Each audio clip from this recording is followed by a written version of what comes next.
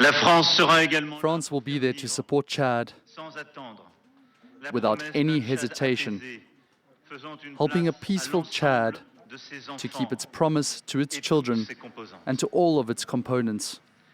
The transition will also have a role to play, and we will be there at its side. We can now bring in France 24's Cyril Payen. Cyril, why is Emmanuel Macron there and no other Western leader?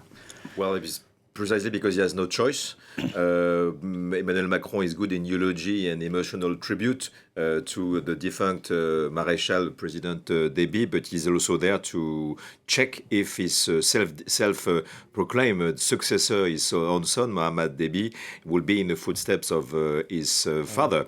And France, a lot of things are at stake, so with no chance that the president, which we actually have flown yesterday, he had already some meetings with Jean-Yves Le Drian, the Minister of Foreign Affairs from France, with his counterparts in Chad. Chad is really the military wing of the French involvement in this part of the world. So yes, indeed, he was the only Westerner president to be present out of the African head of state present. But there is no chance. There is really a mission from the French president to check the balance of what is going at stake in Chad, in the new Chad. And also, he was extremely clear by talking about this whole relationship, the 30 years relationship, maybe too close, as some say, some observers, between Chad and France, but also to be very, to put some, in the future, some inclusive politics to include politicians from the opposition. So he was very the man in charge and knowing the subject by being in Chad today.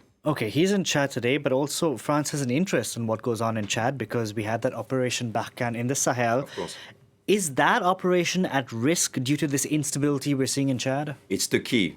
We are not in the inner circle of what they have been talking together since yesterday evening. But Chad was really very much in charge in advance of the military presence in Barkhane, which is including the G5 Sahel, 5 nations, but also in Nigeria, also in Sudan, also in closer neighboring Libya. There are many in Central Africa. There are many at stake by security standards, and France has many things to lose more than to win. So the question is, will it be this unity, this unification of the army in the personality like it was with the father, with the son today? It's the big question, and I'm very sure that President Macron made this trip very quickly to urgently need to have some answers from the son in this design in the future. Let's see what happens. Thank you very much.